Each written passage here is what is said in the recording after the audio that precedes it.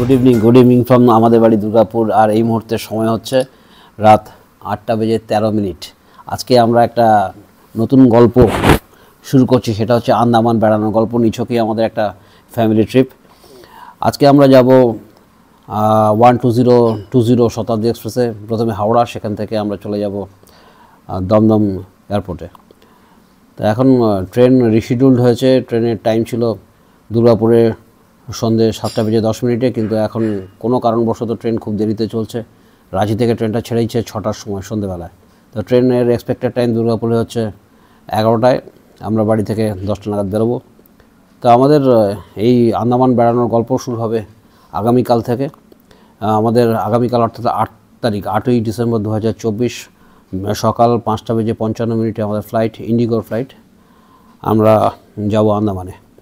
এখন এই আন্দামানে আমরা বেশ কয়েকদিন থাকবো এবং আমাদের এই বেড়ানোর যেসব সুন্দর সুন্দর মুহূর্তগুলো, সেগুলো চেষ্টা করব যতটা সম্ভব ভালোভাবে লেন্সবন্দি করতে।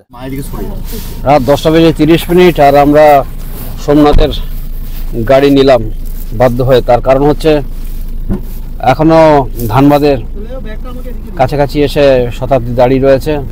স্টেশনে এসেছিলাম, স্টেশনে জিজ্ঞাসা করাতে বলল যে কোনো সিওরিটি কিছু নেই, গাড়ি কখন আসবে।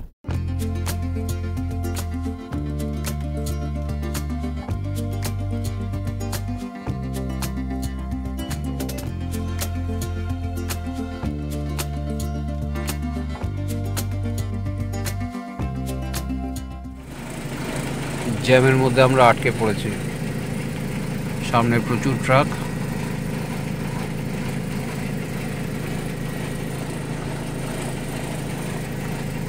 সোমনাথ দেখছে কোথা দিয়ে রাস্তা বার করে বেরিয়ে যায় কিনা, কিন্তু সম্ভব নয়। আমরা একটা ফ্লাইওভারের উপরে দাঁড়িয়ে আছি। ডান দিকে রাস্তা চলে গেছে ফলসিটের দিকে। আমরা বর্ধমান টাউনের রাস্তা নিয়ে নিলাম, কারণ হচ্ছে এই রাস্তাটা অপেক্ষাকৃত ফাঁকা। বর্ধমান শহরের ভিতর দিয়ে যাচ্ছি আর সময় হচ্ছে রাত 12:07।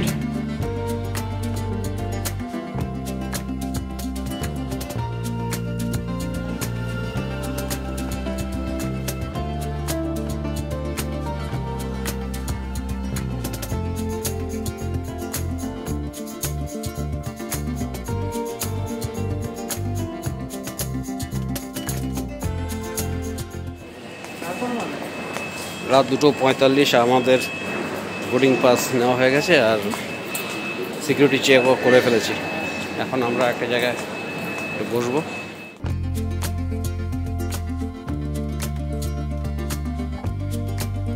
সকাল 5টা আর আমাদের কিছুক্ষণের মধ্যে বোর্ডিং শুরু হবে। সকাল 5:10 আর বোর্ডিংয়ের অ্যানাউন্সমেন্ট হচ্ছে। গেটের সামনে প্রচুর ভিড়।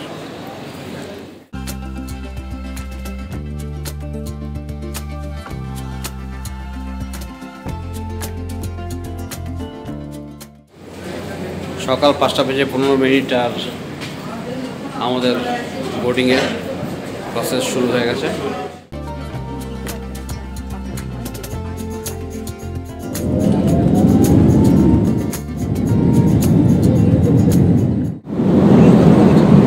সকাল 6টা আর আমরা এখন মাঝ আকাশে।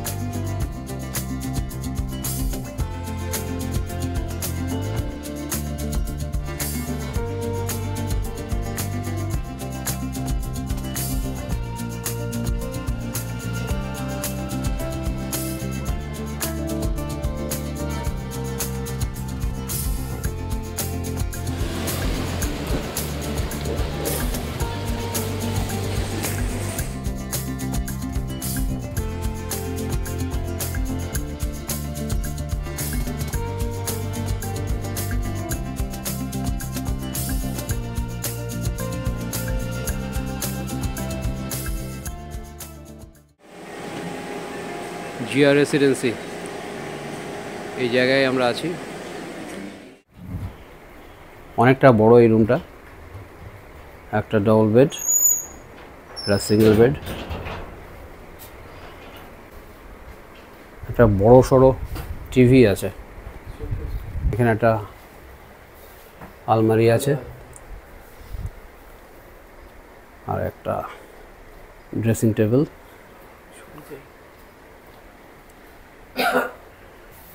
আর এটা হচ্ছে বাথরুম, গিজার আছে, ওয়াশ বেসিন আছে, একটা আয়না আছে, পরিষ্কার।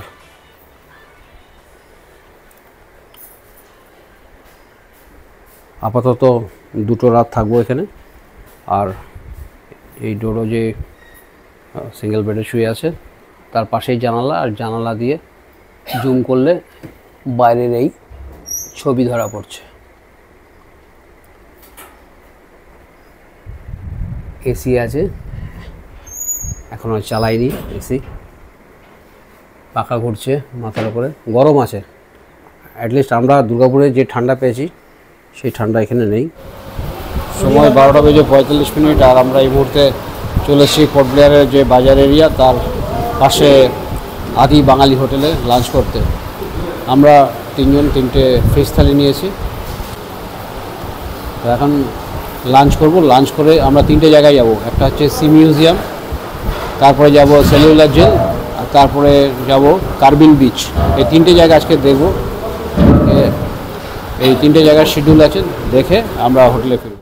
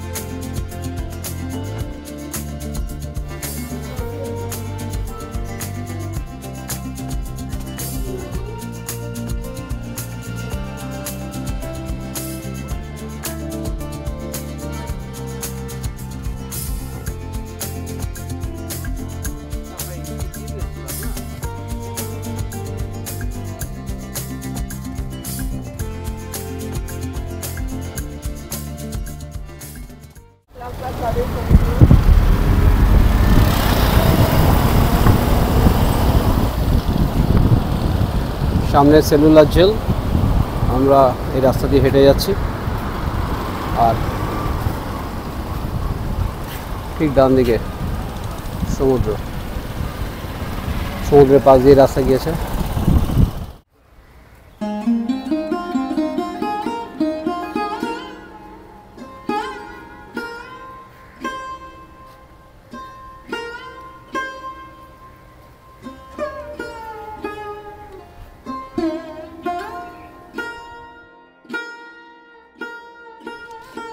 সেলুলার জেল বা কালাপানি ছিল ব্রিটিশ সরকারের কলোনিয়াল প্রিজন। 1896 সাল থেকে 1906 সালের মধ্যে নির্মাণ হয়েছিল এই সেলুলার জেল। 1857 সালের ভারতীয় বিদ্রোহের পরবর্তী অধ্যায় থেকে আন্দামান দ্বীপপুঞ্জকে ব্রিটিশ কর্তৃপক্ষ একটি কারাগার হিসেবে ব্যবহার করেছিল। বিদ্রোহ দমনের পর মূলত বন্দীদের বিচারের পর অনেক বন্দীকেই আন্দামানে আজীবন নির্বাসিত করা হয়েছিল। জেলার ডেভিড বেরি এবং তৎকালীন ভারতীয় মেডিকেল সার্ভিসের ডাক্তার মেজর জেমস প্যাটিসন ওয়াকারের হেফাজতে বন্দীদের এই আন্দামান দ্বীপে আনা হয়েছিল। 19 শতকের শেষের দিকে স্বাধীনতা আন্দোলনের গতি পায় এবং আন্দোলনে বন্দীদের সংখ্যা বাড়তে থাকে। ইংরেজ সরকারের বিরুদ্ধে যারা কথা বলেছিলেন তাদের অধিকাংশকে পাঠানো হয়েছিল এই সেলুলার জেলে। সেলুলার জেলে বন্দীদের উপর চলত পাশবিক অত্যাচার। সেলুলার জেলের বন্দীদের নির্জন কারাবাস কার্যকর করা হয়েছিল কারণ তৎকালীন ব্রিটিশ সরকার চেয়েছিল রাজনৈতিক বন্দীদের এবং বিপ্লবীদের একে অপরের সঙ্গ বিচ্ছিন্ন করতে। সেলুলার জেলের অসংখ্য বন্দীদের মধ্যে উল্লেখযোগ্য কিছু নাম হচ্ছে বটুকেশ্বর দত্ত, ভাই পরমানন্দ, দিওয়ান সিং, হরেকৃষ্ণ কোনার, হেমচন্দ্র কানুঙ্গ, মহাবীর সিং, মোহন কিশোর নামদাস, মোহিত মৈত্র, শচীন্দ্রনাথ সান্যাল, শিব ভার্মা, সোহন সিং ভাকনা, সুধাংশু দাশগুপ্ত, বিনায়ক দামোদর সাভারকার, যোগেন্দ্র শুক্লা ইত্যাদি।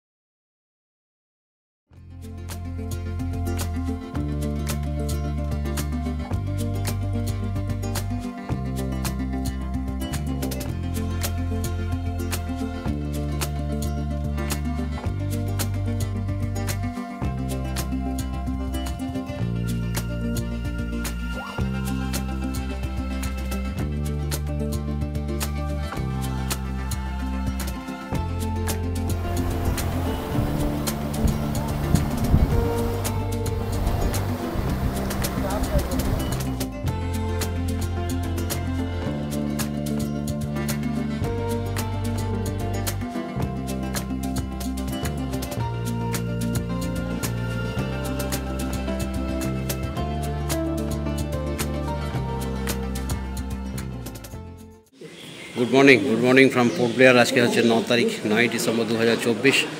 আর আজকে আমাদের একটু পরে ব্রেকফাস্ট করে বেরোবো।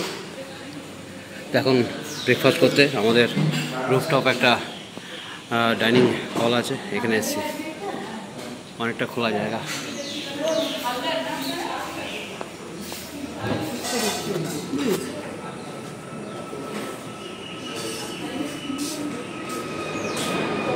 এই জায়গা থেকে এই হচ্ছে আশেপাশের ছবি, আর পাশেই হচ্ছে এয়ারপোর্ট।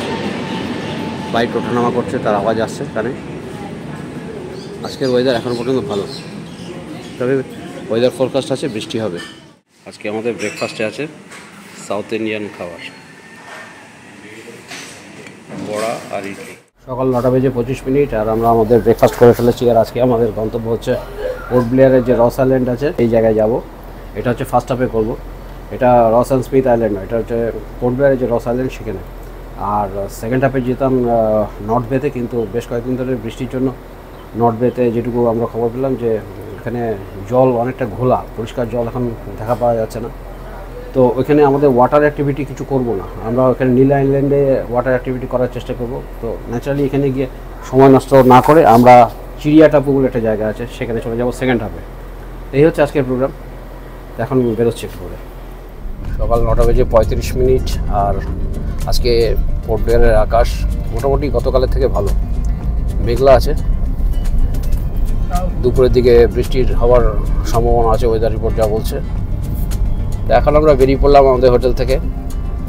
দুটো জায়গা আজকে আমাদের ভিজিট আছে, একটা হচ্ছে রস আইল্যান্ড যেটা পোর্ট ব্লেয়ারে, রস অ্যান্ড স্মিথ নয়। আর তারপরে আমরা নর্থ বেতে যাওয়ার কথা ছিল, কিন্তু আমরা প্রোগ্রামটা একটু চেঞ্জ করেছি। আমরা যাবো চিড়িয়া টাপু, সেটা যাবো সেকেন্ড হাফে। এখন রস আইল্যান্ড থেকে যাচ্ছি। আজকে সোমবার, গতকাল রাস্তাঘাট কিছুটা হলো ফাঁকা ফাঁকা ছিল।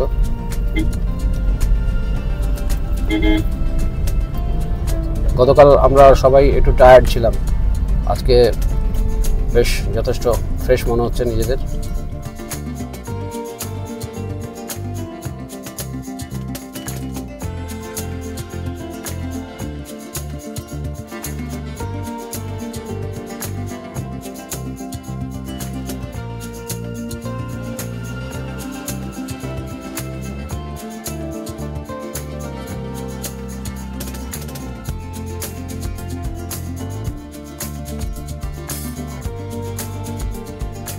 আমরা রস আইল্যান্ডে যাব, আর এখান থেকে যেতে হবে আমাদের বোটে করে।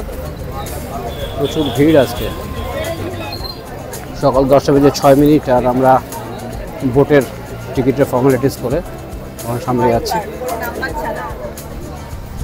সামনে যে আইল্যান্ডটা দেখা যাচ্ছে সেই আইল্যান্ডে যাব, আর প্রচুর বোট জলে ভাসছে, আর সামনে এই জেটি, সেদিকেই যাচ্ছি আমরা।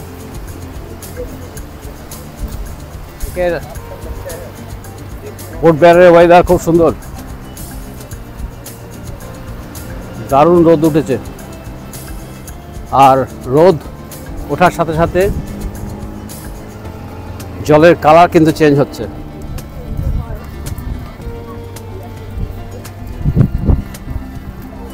এখন যাচ্ছি সামনে জেটি, সেখান থেকে আমরা বোটে করে এই রস আইল্যান্ডে যাব।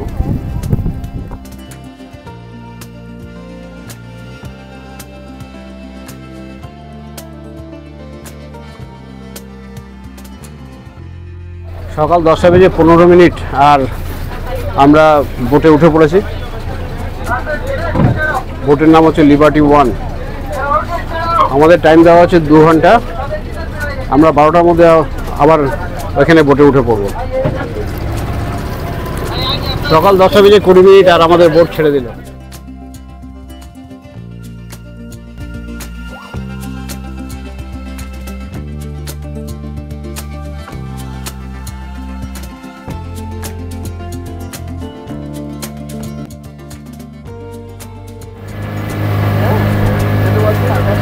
কালকে মনটা একটু খারাপ হয়ে গেছিল ওয়েদারটা খারাপ থাকাতে। ভাবছিলাম যে আন্দামানে এলে একটা ওয়েদার যদি না ভালো পাওয়া যায় তাহলে ঘোরার সময় যেসব ছবি উঠাবো সে ছবি ভালো আসবে না। কিন্তু আজকে কিন্তু এই মুহূর্তে ওয়েদার ভালো, জল একটু ঘন নীল।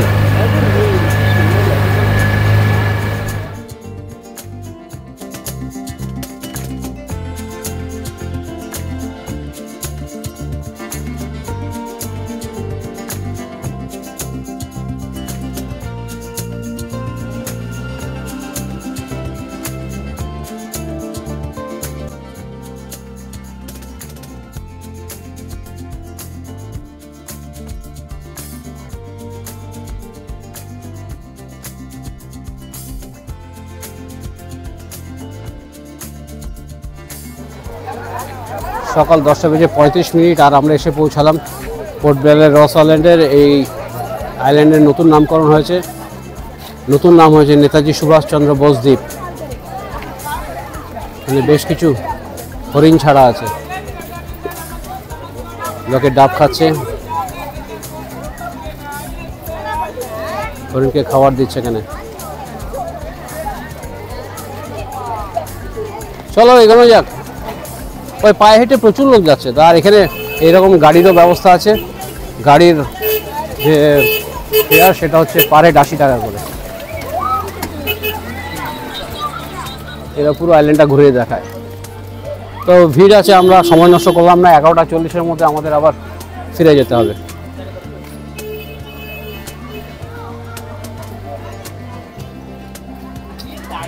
এখানে ম্যাপটা দেওয়া আছে নেতাজি সুভাষচন্দ্র বোস আইল্যান্ডের।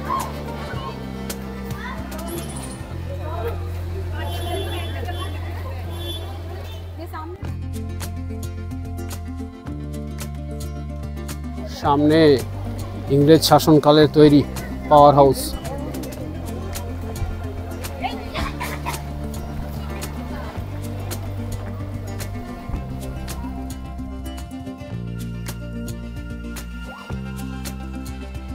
Swimming pool.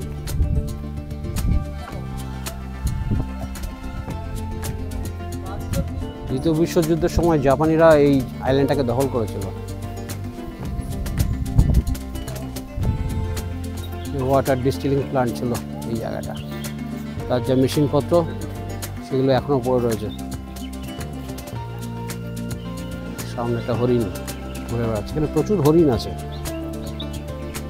সামনে এটা হচ্ছে বেকারি।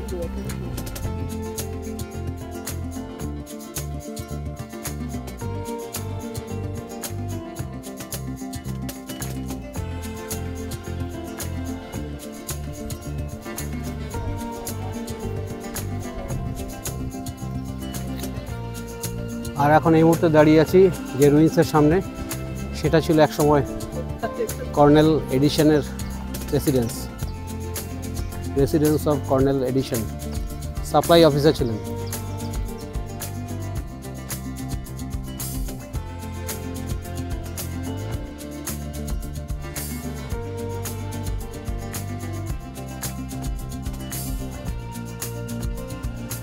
সুন্দর সময় কাটাচ্ছি নিজেদের মতো। জলের কালার কিন্তু পাল্টে যাচ্ছে, খুব পান্না সবুজ, কোথাও ঘন নীল, ওয়েদারও খুব চমৎকার। 11:40 আবার ফিরে যাওয়ার আছে আমাদের বোটে। এখনও 40 মিনিট সময় বাকি আছে। আমরা কোনো গাড়ি নিইনি, আমরা পায়ে হেঁটে যতটা পারছি কভার করেছি। এর মধ্যে আমরা দেখলাম ডিস্টিল পাওয়ার প্লান্ট প্রজেক্ট, যেটা ইংরেজরা তাদের নিজেদের সময় বানিয়েছিল, সেগুলো রুইন্স সবই। তারপরে বেকারি, পাওয়ার হাউস, কর্নেল এডিশনের রেসিডেন্স, এগুলো দেখলাম। এরপর এনজয় করছি এসব রুইন্স। আমার কাছে অতটা এই জায়গায় অতটা গুরুত্ব রাখে না। আমি প্রকৃতি দেখতে এসেছি, প্রকৃতিকে এনজয় করছি। 11:20 আর এখন আমরা হেঁটে হেঁটে আর একটু ভেতরের দিকে যাচ্ছি আইল্যান্ডের। গোটা আইল্যান্ডটা ঘুরে দেখা সম্ভব নয়, সম্ভব হয়তো হতো যদি সময় বেশি থাকতো, কিন্তু সময় হাতে কম। এরা সময় বেঁধে দিয়েছে, 11:40 আবার ওখানে গিয়ে রিপোর্ট করতে হবে। আচ্ছা, আরেকটা রুইন্সের সামনে চলে এলাম। আমার ঠিক ডান দিক হচ্ছে এই রুইন্সটা।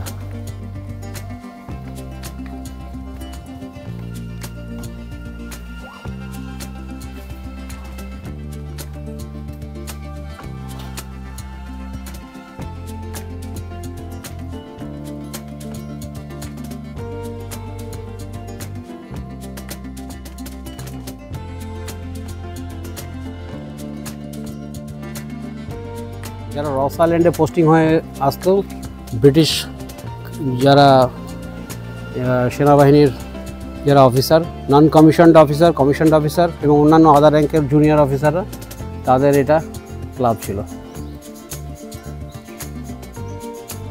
পুরো একটা ব্রিটিশ সোসাইটি একটা সময় এখানে ছিল এবং তাদের সুযোগ সুবিধা, সমস্ত রকম উপকরণ এখানে তারা বানিয়েছিল। ডিস্টিল ওয়াটার প্ল্যান্ট, তারপরে এরা সেখান থেকে এরা জলটা গরম করে সেই স্টিমটাকে এরা এদের নিজেদের কাজে লাগাতো। সুইমিং পুল ছিল, বেকারি ছিল, টেনিস কোর্ট ছিল, ক্লাব ছিল, চার্চ ছিল, এদেশও কয়েকটা কলোনি ছিল। সবই এখন রুইন্সে পরিণত। আর সময় নিয়মে প্রকৃতি আস্তে আস্তে এগুলোকে ঢেকে নিয়েছে।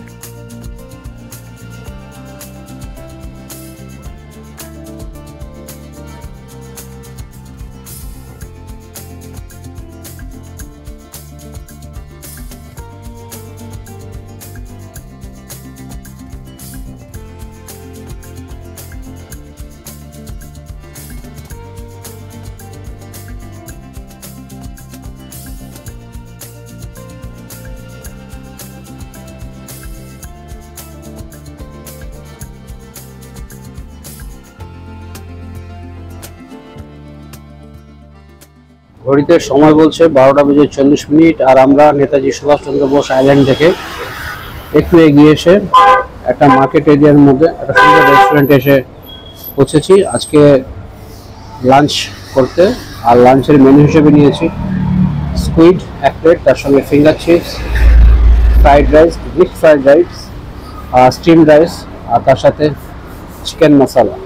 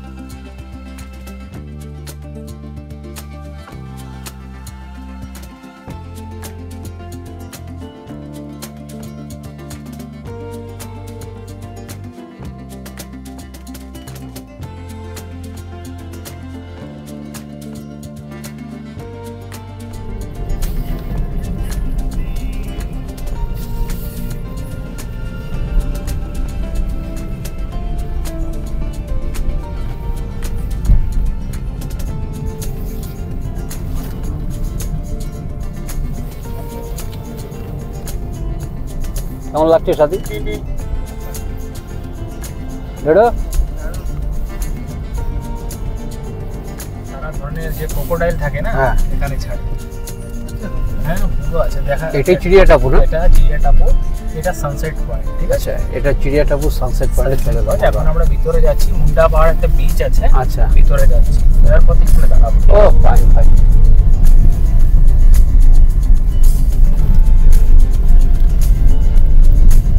আজকে বিকাশের রেকমেন্ডেশনে কিন্তু আমরা এখানে এলাম। আমাদের আজকে প্ল্যান ছিল সেকেন্ড হাফে নর্থ বে যাওয়ার। দারুণ জায়গা।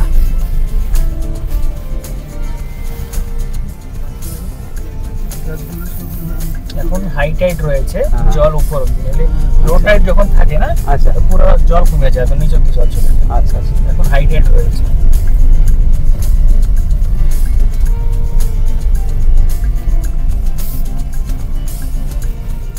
আমরা চিড়িয়া টাপু ছেড়ে এখন চলেছি মুন্ডা পাহাড় বিচে। আমরা ফিরে আসবো এই রাস্তায়।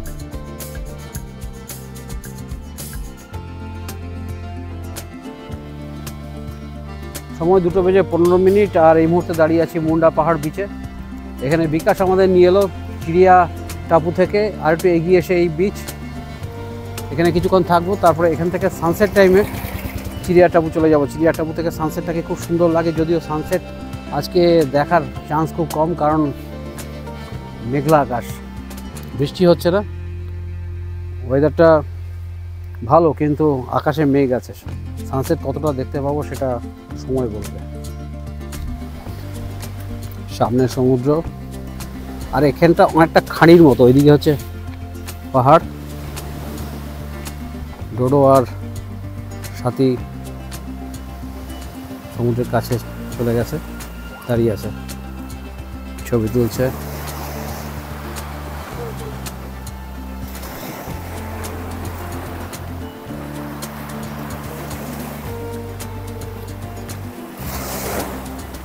ওই দিকটা দেখো, দারুণ লাগছে। ওই দিকটা দেখো।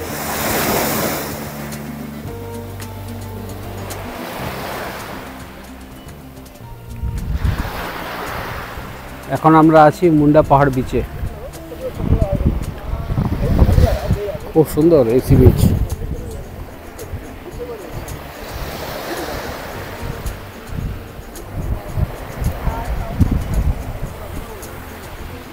ফাঁকা বিচ, আর এই বিচ যথেষ্ট পরিষ্কার।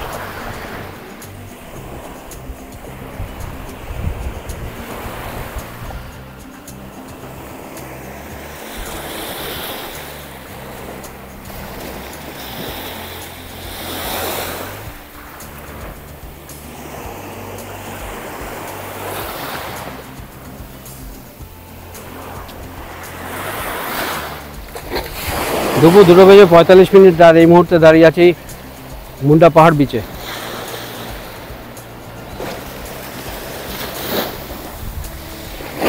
একটা সুন্দর বিচ। আর এখান থেকে আমাদের যে প্রোগ্রাম ছিল, যে সামনে যে চিড়িয়া টাপু, যে সানসেট পয়েন্ট, সেই সানসেট পয়েন্টে আমরা যাব, ওখান থেকে সানসেট দেখব। কিন্তু এখন ওয়েদার যা দেখাচ্ছে তাতে হচ্ছে মেঘলা আকাশ, সানসেট দেখার চান্স খুব কম। তো আমরা এখান থেকে প্রোগ্রাম করলাম যে এখান থেকে আন্ডু বিচ, বাঞ্জু বিচ কিছু একটা আছে নাম, আমি ঠিক মতো বলতে পারছি না নামটা, ওখানে না গেলে। তো ওইখানে চলে যাচ্ছি, সময়টাকে একটু ইউটিলাইজ করা, কারণ এখানে এর বেশি আর কোনো কিছু করার নেই। ফাঁকা বিচ, বেশ কিছুক্ষণ সময় কাটালাম, কিছু ছবি তুললাম। তো এখান থেকে আমরা এই আরেকটা বিচে যাচ্ছি, সেখানে আমাদের সময়টাকে একটু ইউটিলাইজ করা যাবে, আর ওখান থেকে আমরা কিছু ছবিও পাবো, আর সানসেটের যদি কপালে থাকে দেখতেও পাবো। তারপর ওখান থেকে আমরা সন্ধ্যেবেলা চলে যাব সেলুলার চলে, ওখানে লাইট অ্যান্ড সাউন্ড দেখব। এই মুহূর্তে দাঁড়িয়ে আছি চিড়িয়া টাপু সি বিচে। এই হচ্ছে চিড়িয়া টাপু।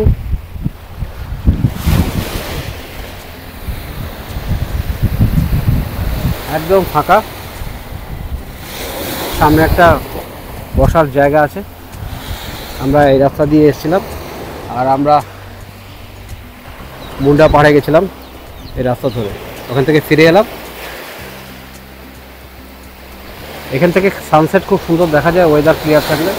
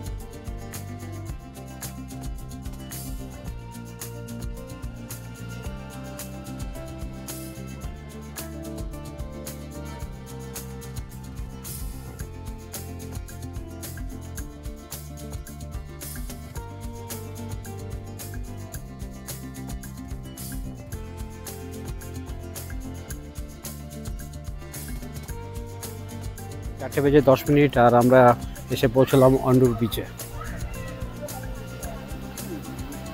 আর এখান থেকে আশা করি সানসেট আমরা দেখতে পাবো।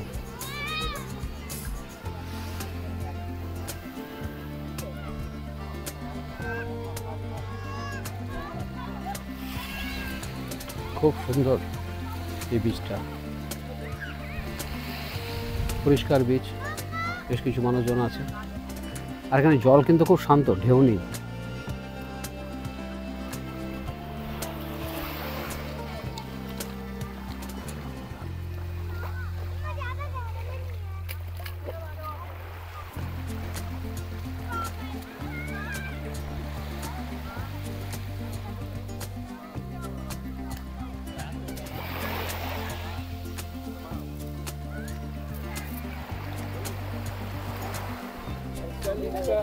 সাথিয়া টোটো দাঁড়িয়ে আছে,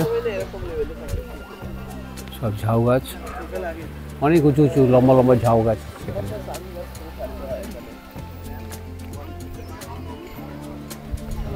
চিড়িয়া টাপু থেকে অন্ডুর বিচ আসতে বেশ কিছুক্ষণ সময় আমাদের লাগলো। বেশ দূর আছে, প্রায় ঘন্টাখানেক সময় লেগে গেল।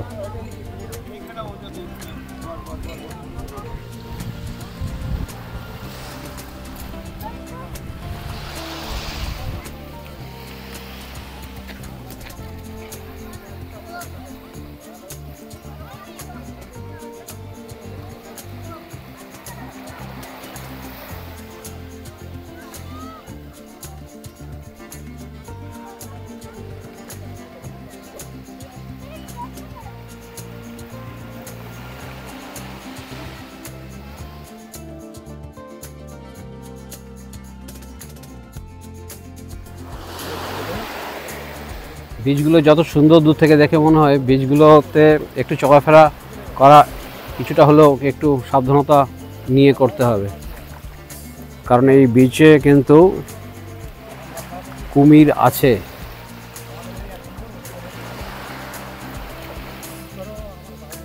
কারণ আমাদের যে ড্রাইভার বিকাশ, সে আমাকে কিন্তু বারবার বলেছে যে আপনারা জলে নামবেন না। মুন্ডা পাহাড়েও রীতিমতো বিয়ার অফ ক্রোকোডাইল লেখা আছে, চিড়িয়া টাপুতেও আমরা তাই দেখলাম। আর এখানে এসে তো মানুষরাই বারণ করে দিচ্ছে।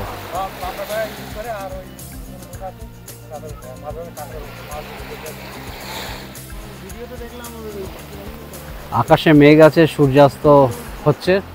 আকাশে মেঘ থাকার জন্য সানসেট খুব একটা ভালো দেখা যাবে না, তাও কিছুটা রিফ্লেকশন দেখতে পাচ্ছি, কারণ যতটুকু পাওয়া যায়।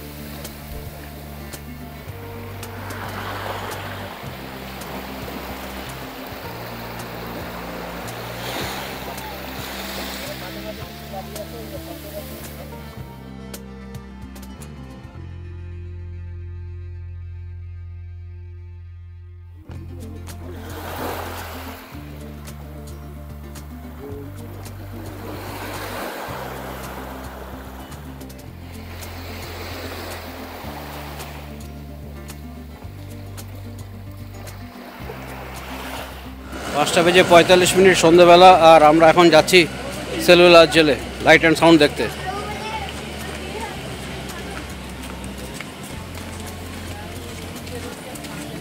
আমরা ওয়ান্ড্রু বিচ গেছিলাম, সেই ওয়ান্ড্রু বিচ থেকে আসতে একটু দেরি হয়ে গেল। 5:45 থেকেই শুরু হয়ে যায় লাইট অ্যান্ড সাউন্ডের শো। সামনেই সেলুলার জেল, 1 ঘন্টা চলে এই শোটা। শো দেখে আমরা হোটেলে ফিরে যাব।